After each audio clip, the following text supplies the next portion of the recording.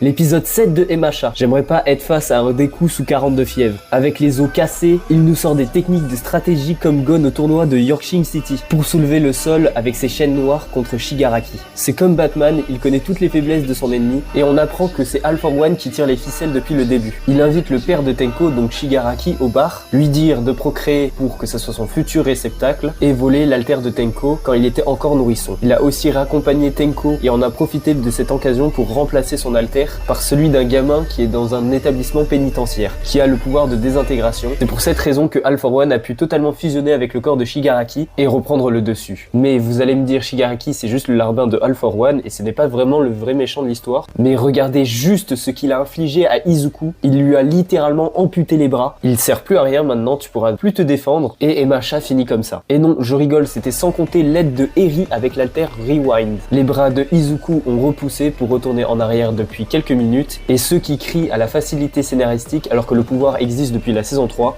vous vous trompez. Et l'arrivée du GOAT des héros, Cellophane Man, Anta Zero, qui attaque par surprise littéralement la plus grosse menace de MHA. Donc ne sous-estimez pas le pouvoir du ruban adhésif. Son style de combat est similaire à celui de Spider-Man, donc je ne vois pas pourquoi vous vous moquez de lui, alors que les toiles d'araignée, ça colle comme du scotch. Mais ça, c'est sans oublier Sugarman et Ojiro, et oui, eux aussi ils méritent d'être en avant. Et l'arrivée de notre héros Ezawa. Sinon, n'oublie pas de t'abonner et de liker, ça fait toujours plaisir.